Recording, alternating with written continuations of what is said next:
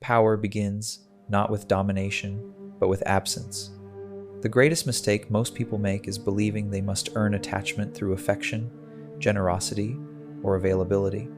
Yet the human heart does not worship what it already possesses. It worships what it fears losing. The art of influence, therefore, lies not in giving more, but in withholding at precisely the right moments. To make others fear losing you is not cruelty, it is clarity. It is the recognition that value only exists when it can vanish. When your presence is constant, you become furniture, comfortable, predictable, invisible.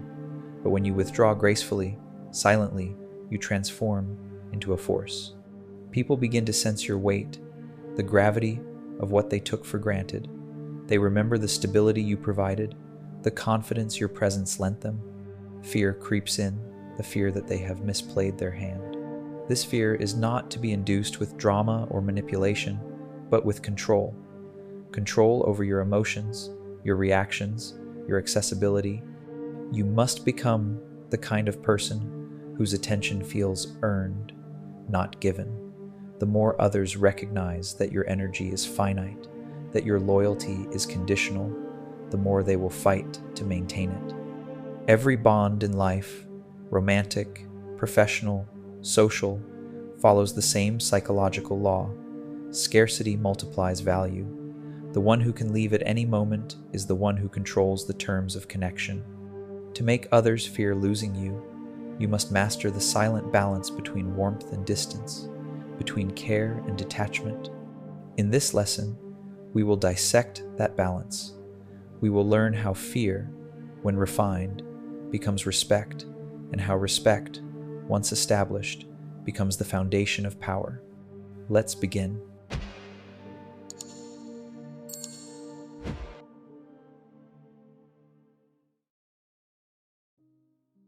Fear of loss begins in comfort. People grow complacent when they believe your presence is permanent. The antidote is unpredictability controlled, deliberate unpredictability. You must never become routine. Routine dulls perception. It erases the tension that keeps desire alive. When others know they can reach you at any time, their mind ceases to value you. You become an open book, useful, but uninspiring.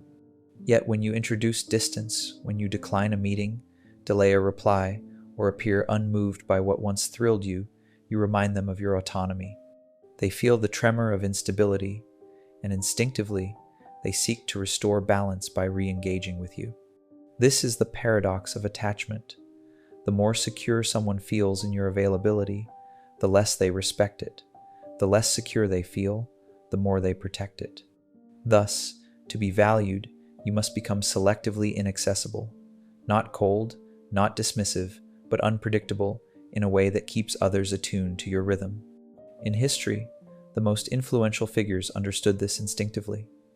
Caesar's calculated mercy kept his enemies cautious.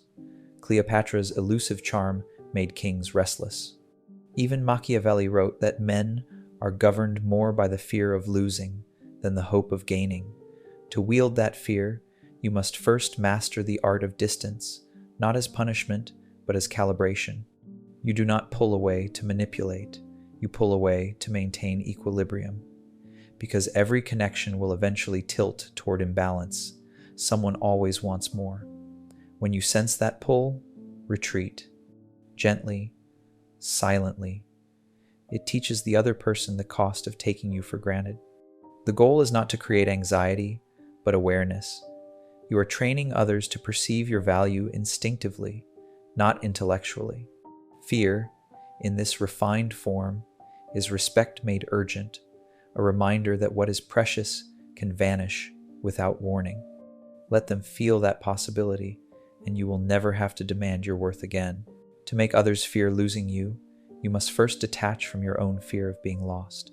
Dependency is visible, it seeps into tone, into timing, into every gesture that reveals need.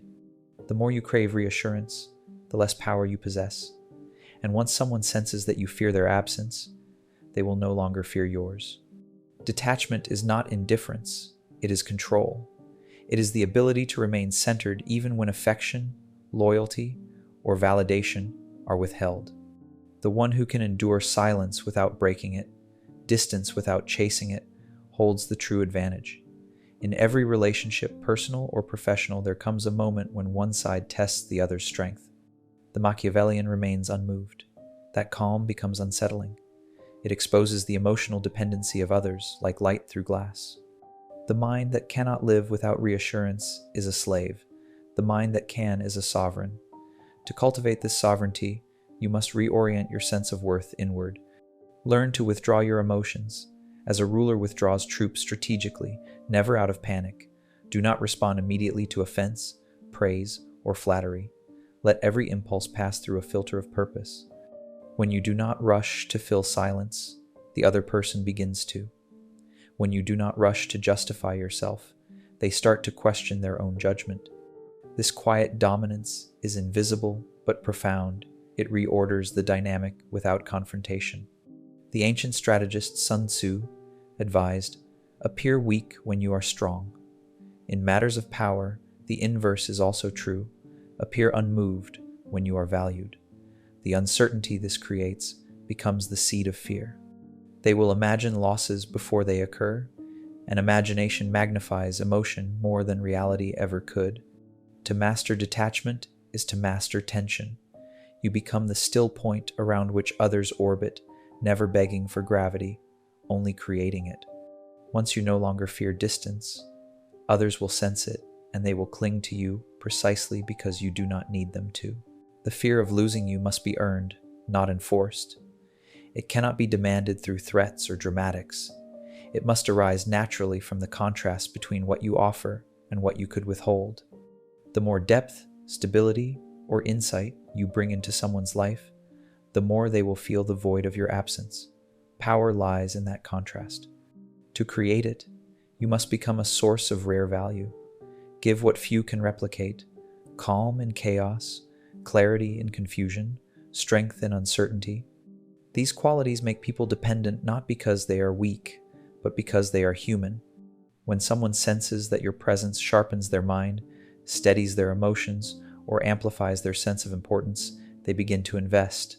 And what people invest in, they fear losing. The Machiavellian does not give constantly, but precisely. You must understand what others crave most: admiration, guidance, validation, mystery, and offer just enough to make them taste fulfillment, then retreat. This balance keeps the hunger alive. Too much giving dulls desire. Too much withholding breeds resentment. The mastery lies in rhythm, an alternation between warmth and withdrawal that maintains tension without cruelty. This rhythm governs all influence. Great leaders, lovers, and strategists share the same secret. They make others feel both secure and uncertain. The follower must feel chosen, yet replaceable. The partner must feel desired, yet not entitled. When this duality is maintained, attachment transforms into vigilance. They watch your moods, your silences, your distance, trying to interpret what each means, and in doing so, they grant you power over their attention. Understand this. People do not fear losing you as a person. They fear losing how they feel when you are near. Your task is to make that feeling distinct, addictive, irreplaceable. To do so, you must be more than pleasant, you must be necessary. Necessity, once established, is the purest form of control. For when they cannot imagine their world without your influence, they will do anything to keep you in it. There comes a moment in every relationship when the balance shifts, when the other begins to assume you will always be there. This is the moment of decay, the slow erosion of tension. If you do not act, affection turns to entitlement, respect to routine. To preserve the fear of losing you, you must learn to disappear strategically. Absence is your sharpest weapon, but only when used with precision. A sudden withdrawal shocks the psyche, a measured one reshapes it.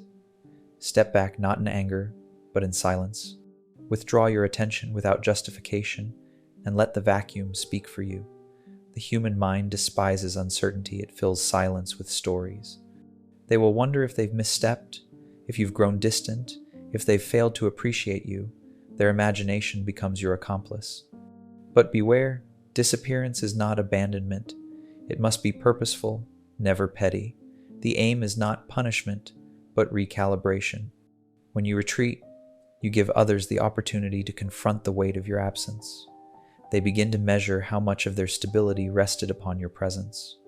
That recognition, once felt, rarely fades. Look at history. Rulers who vanished into exile became legends. Artists who withheld their work became icons. Lovers who walked away with dignity became unforgettable. Withdrawal immortalizes. It leaves a shape in the mind that presence alone cannot. When you return, if you choose to, you must do so without apology. The silence should have deepened your value, not weakened it. They should feel relief, not triumph. Every reappearance should reaffirm that your presence is a privilege, not a guarantee. This art of controlled disappearance teaches others a simple truth. You are not bound to them. They are bound to your gravity.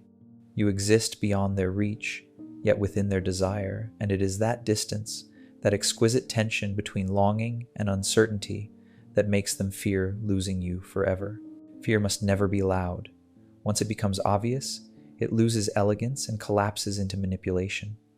The true Machiavellian influence is subtle, a whisper beneath the surface of emotion. It is not imposed through words, but through atmosphere. Others must feel your distance without you having to announce it, and feel your nearness without you having to prove it. This requires discipline over your presence. Your tone, timing, and expression must remain measured even when emotion burns beneath the surface. Those who control their emotional temperature control the temperature of every room they enter. When you stay calm amid tension, others feel their own instability reflected back at them. They begin to realize they depend on your composure. This realization births a quiet fear not of you, but of losing the equilibrium you represent. A Machiavellian does not seek to be adored, he seeks to be anchored to. People cling to what steadies them, and when that steadiness is scarce, it becomes sacred. But there is another layer to this craft. Your indifference must be believable, not performed. Pretended detachment smells of insecurity. Genuine detachment comes from purpose. It is the understanding that you do not need validation, only control over your direction. The less you demand from others, the more they give voluntarily, hoping to earn your regard.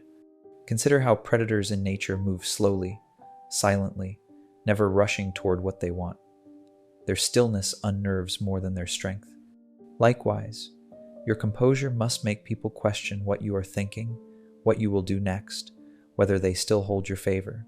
That uncertainty keeps them tethered to your orbit. In every exchange, remember this principle. Those who reveal less rule more. The moment others can fully predict your emotions, they no longer fear losing you. They have mapped your pattern. Your task is to remain slightly beyond their comprehension. Fear thrives in the unknown, and the unknown is where power resides. The final stage of making others fear losing you is not absence, nor silence, it is transformation. You must evolve faster than they can define you. Nothing unsettles people more than realizing that the version of you they once knew no longer exists. Constancy is comforting, evolution is intimidating, and power, in its purest form, is the ability to reinvent yourself without asking permission. Most people cling to identity like armor. They wish to be understood, consistent, predictable. But predictability breeds complacency in others. When they believe they have you figured out, they cease to guard your value. You become a fixed quantity in their world, not a mystery to be rediscovered. To counter this, you must live in motion. Change your rhythm, your interests, your priorities, silently. Let your actions suggest that you are always outgrowing your surroundings. Those around you will feel it before they comprehend it. A subtle distance, a higher orbit. They will sense that your time has become rarer, your presence more deliberate, your attention more costly. And this realization ignites fear, not the fear of punishment, but of irrelevance. They will wonder whether they still matter, whether they still have access to the same version of you they once enjoyed. Transformation is the ultimate withdrawal, because it renders the old bond obsolete. People fear losing what they understand. They panic when they can no longer even define what they're losing. By evolving continuously, you remain slightly out of reach, a figure who cannot be owned, only pursued. In the end, the fear of losing you becomes a lesson you teach without words. You are no longer the one seeking recognition. You are the one being studied, remembered, and speculated about. Your image grows larger in absence, your silence heavier than speech. That is the essence of Machiavellian mastery, not cruelty, but command. You do not dominate by force, but by presence, by mystery, by evolution. And when others finally understand that your loyalty, your time, your affection are luxuries, not rights, they will guard them as treasures. The one who can walk away at any moment never needs to.